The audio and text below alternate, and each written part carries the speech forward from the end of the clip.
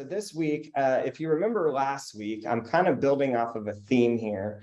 And the reason is that the market has shifted. And what I'm finding is that many of you, whether you're a rainmaker, agent on a team, whatever, you don't know what it's like to live in a shifted market, meaning you were licensed post 2008 to 2012. And I know that there are some agents out there that were licensed before or during that time. Like I started in 2008, and they have this kind of arrogant attitude about like, oh, well, we've been here before. And so I don't ever want to take that attitude. But one thing that I want y'all to understand is that our job is always, as real estate professionals, to recognize that we have two jobs. And one is the execution of a service plan, the distribution of a service plan, right? So those are the processes we follow to help buyers buy and to help sellers sell. That's one of your jobs. And the other job is finding the people who actually need that service. And we call that lead generation and conversion.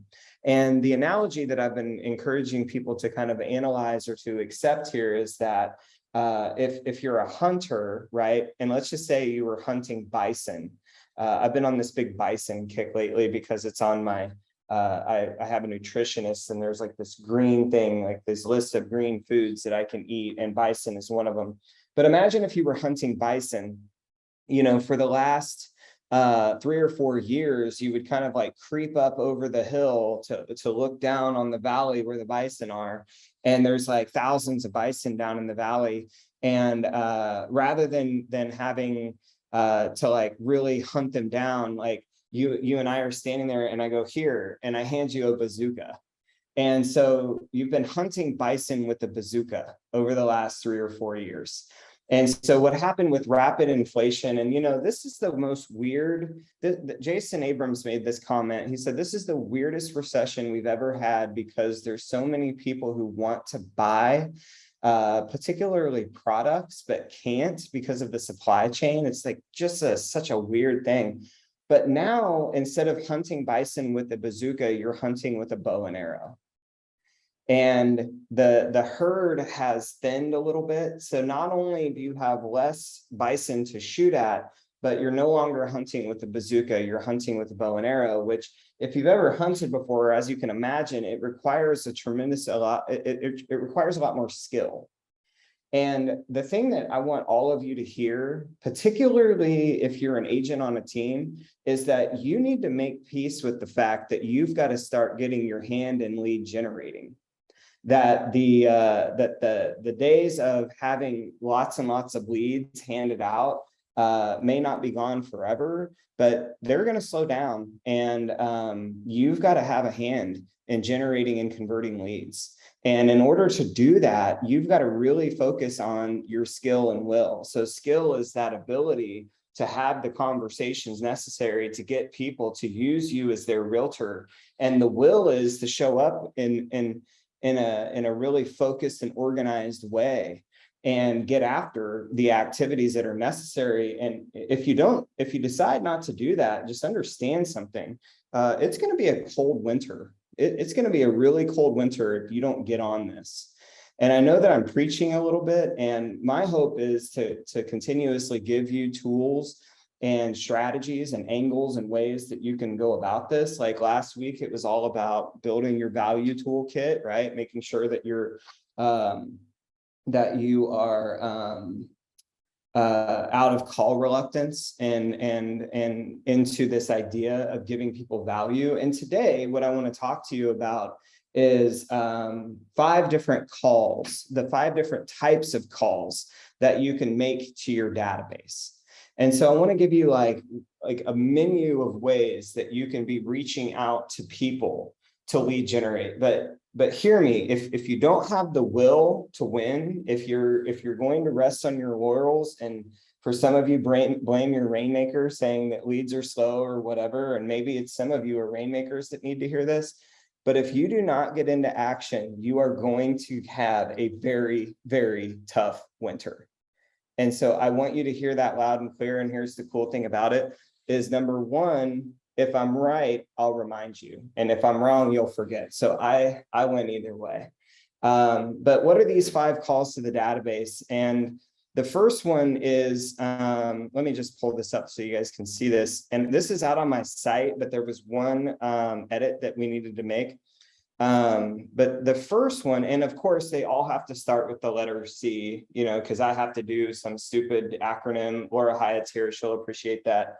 But the first one is coming soon. So coming soon, and it doesn't matter if you're a buyer agent, it doesn't matter if you're a listing agent, if you're an operations person, you can do this too. But essentially what you're doing is you're calling up and saying, hey, we've got this brand new listing that's about to come on the market. It's located at 123 ABC Street. It's a 4-bedroom, 3-bath. It's going to list for $500,000. Home's super nice, won't last long. And so we're calling our favorite people to let them know first. And so that's like the message, right? So you're just calling them and telling them about inventory that's coming up. And above all else, everyone, what I want you to get is everything that I'll show you is simply a means to start a conversation. It's just a means to start a conversation. Then you can get into some of these questions, like, are you considering making a move this year? Is there anyone from your family or work who is looking to buy or sell real estate? And so each of these, as you'll notice, each page has a type of call. It has questions, and then it has an ending. The next one is the client call, which is the golden letter. So the golden letter, if you're familiar with that, is where we essentially have a buyer looking in a neighborhood. So if Laura has a home for sale, or is in a neighborhood, I should say, that I have a buyer for, I call her and say, hey, we have a pre-qualified buyer who's looking in your neighborhood, and I was thinking about your home, and it might be a perfect fit. Just wondering if you would entertain possibly selling your home. Again, Laura may say, nope, never gonna die here. And it's like, okay, cool.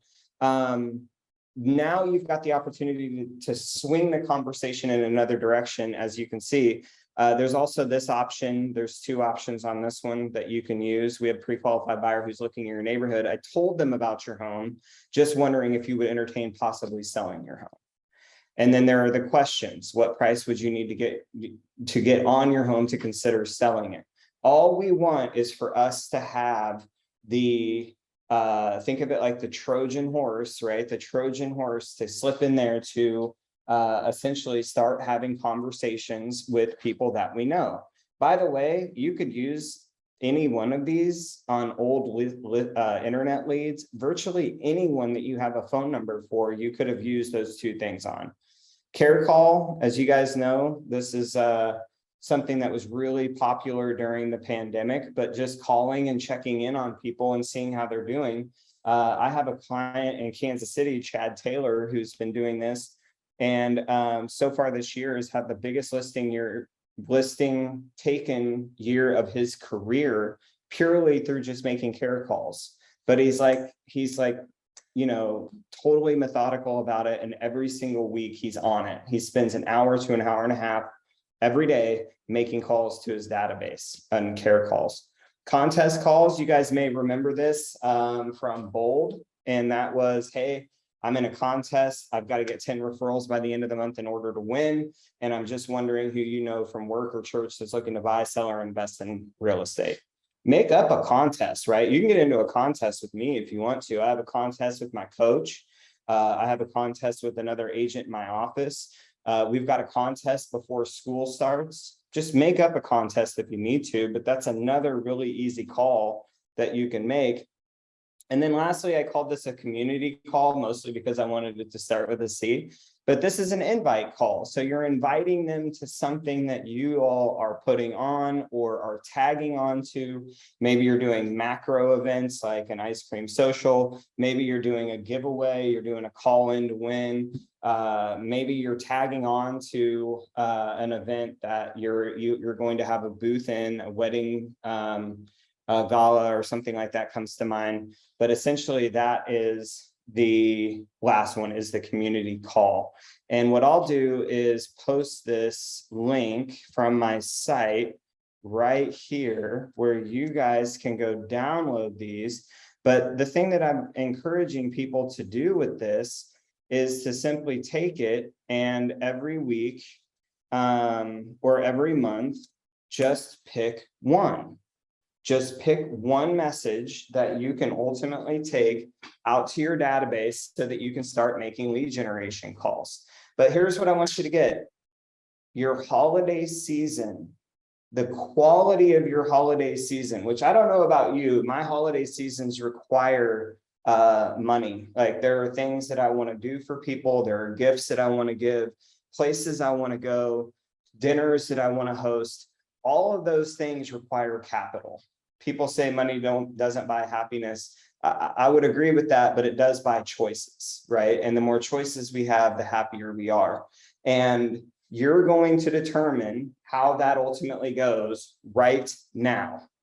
And if you look at just this week's and last week's Monday Morning Mojo, the 5 things to add to your toolkit, plus the 5 ways that you can call your database, I don't know that any of you could ever look me in the eye, honestly, in a November and December.